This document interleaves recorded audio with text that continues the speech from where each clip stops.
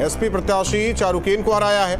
38,251 vote से जीत दर्ज की है। तो अलीगढ़ की खैर सीट भी बीजेपी के खाते में, जिस तरीके से गाजियाबाद, इसके अलावा फूलपुर और मीरापुर सीट और अब खैर की बात की जा रही है, बीजेपी के खाते में, एनडीए के खाते में खैर सीट पर बीजेपी की जीत हुई है। सुरेंद्र दिलेर ने एसपी प्रत्याशी चारुकेन को हराया है। तो 9 सीटों में से 7 जो रुझान, उसमें से भी 4 सीट एनडीए के खाते में, बाकी 2 पर अभी आगे समाजवादी पार्टी, वही बाकी सीट पर भी बीजेपी आगे। अमित चौधरी हमारे साथ मीरापुर सीट से जुड़े हुए हैं। मीरापुर काफी चर्चा में ये सीट रही, वोटिंग से लेकर कल तक बहुत चर्चा की जा रही थी, पुनर्मतदान की बात की जा रही थी, लेकिन आज तस्वीरें कुछ और मार्जिन भी कुछ ज्यादा ही है। अमित,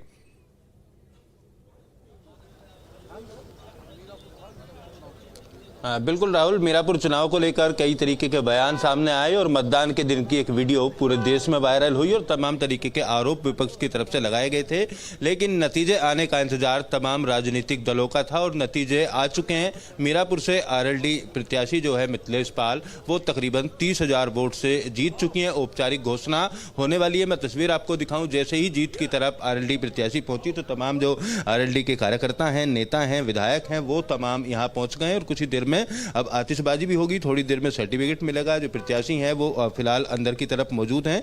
24वें राउंड की औपचारिक घोषणा होनी बाकी है और उसके बाद जश्न का माहौल पूरी तरीके से यहाँ पर देखा जाएगा। सुबह से इसी तरीके की जो स्थिति थी वो देखी जा रही थी और इस बार अगर मीरापुर के चुनाव की बात की जाए, जिस तरीके से लोकसभा या विधानसभा चुनाव में हम देखते थे कि बीजेपी के खिलाफ वोट डालने वाला अलग धड़ा था, बीजेपी के साथ वाला अलग था, लेकिन मीरापुर की सीट पर इस बार जो वोटर्स हैं, चाहे दलित वोटर की बात करें चाहे मुस्लिम वोटर की बात करें, वो एक पार्टी के साथ नहीं रहे, बटे हुए नजर आए। क्षेत्रीय जो अन्य पार्टियां हैं उनको भी 18 से 20,000 तक वोट मीरापुर की सीट पर मिली हैं। यहाँ पर कुछ लोगों से भी बात करेंगे। हमारे साथ अरविंद भी मौजूद हैं, हमारे स्थानीय संवाददाता है। अरविंद जी, क्या लग रहा था आपको इस चुनाव को लेकर जो नतीजे आए हैं? देखिए, नतीजा तो अगर देखा जाए जो चुनाव को लग रहा था उसी के अनुरूप आया है, क्योंकि शुरू से ही दिख रहा था कि मुस्लिम वोटों में बिखराव है। मुस्लिम वोटर, जहाँ ओवैसी दीन की एक बड़ी मीटिंग हुई, उस मीटिंग के बाद मुस्लिम वोटर का रुझान ओवैसी दीन की तरफ भी बढ़ा और पतंग खूब चली चुनाव में। हालांकि बसपा की तरफ जाने का मुस्लिमों का था कि बसपा की तरफ भी जाएंगे, लेकिन बसपा को, पार्टी को मुस्लिमों ने निराश किया है। उसकी जगह आसपा में उन्होंने ज़्यादा भरोसा जताया है और दलित मतदाताओं ने भी आसपा को लेकर ही ज़्यादा भरोसा जताया है। बिल्कुल, देखिए जो वोटर है राहुल, जिस तरीके से मैं कह रहा था, वो चाहे दलित वोटर की बात करें चाहे मुस्लिम वोटर की बात करें, वो एक तरफा समाजवादी पार्टी के पास नहीं गया है। जो क्षेत्रीय दल हैं उनको भी काफ़ी मार्जिन में वोट मिला है। अगर वो वोट उन क्षेत्रीय दलों को नहीं मिलता तो समाजवादी पार्टी की यहाँ पर जीत संभव थी। फिलहाल जो तमाम नेता हैं, कार्यकर्ता हैं, वो आपको यहाँ पर दिखाई दे रहे होंगे।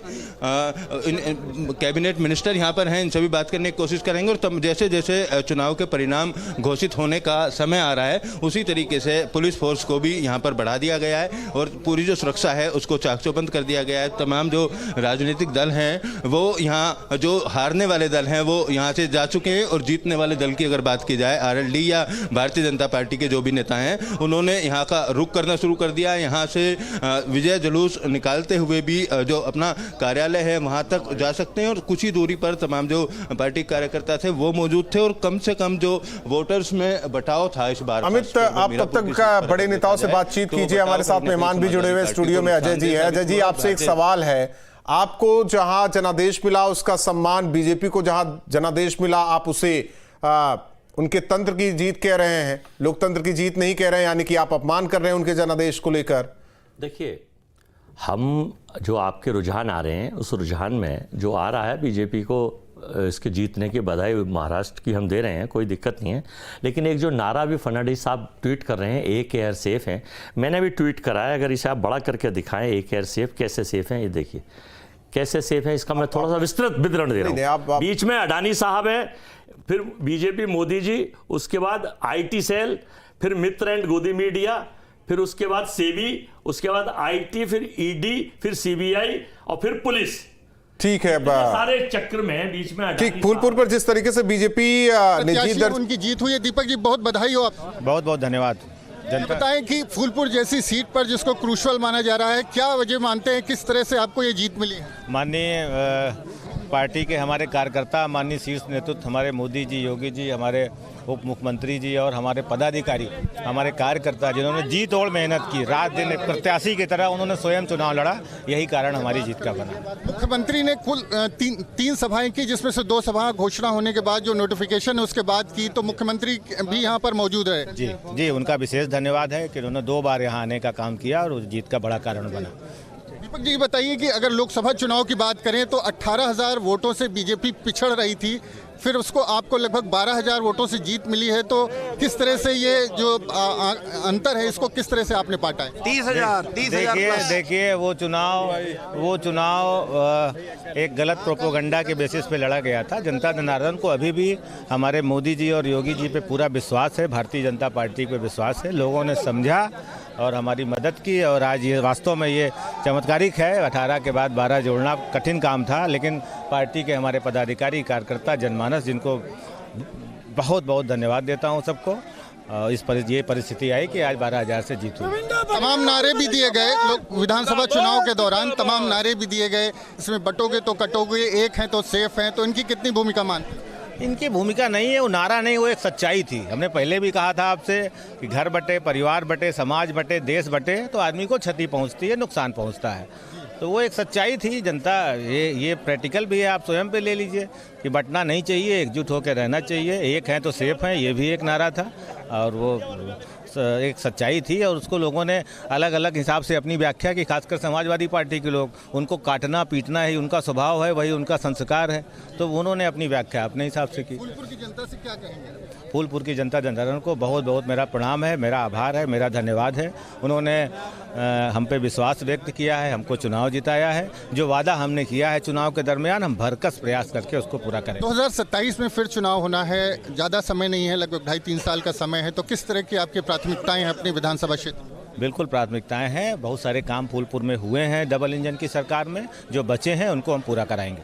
दीपक पटेल हैं जो बीजेपी प्रत्याशी हैं, उनकी जीत हुई है। उनका कहना है कि जो जीत है वो सामूहिक रूप से जो नेतृत्व है और जो कार्यकर्ता हैं सबने मिलकर के प्रयास किया है। उन्होंने कहा है कि जो नारे दिए गए विधानसभा चुनाव के दौरान वो नारे नहीं, सच्चाई थी और उनका असर भी दिखा है। लोगों ने उन नारों को माना है एक तरह से, और ये जो जीत है ये एक तरह से 2027 में फिर चुनाव होना है। उनका कहना है कि जो समय है उसमें वो फूलपुर की जनता के लिए काम करेंगे और लगातार जिस तरह से उत्तर प्रदेश में बीजेपी की सरकार है उसकी मदद से वो जो तमाम विकास योजनाएं हैं उनको आगे भी बढ़ाएंगे।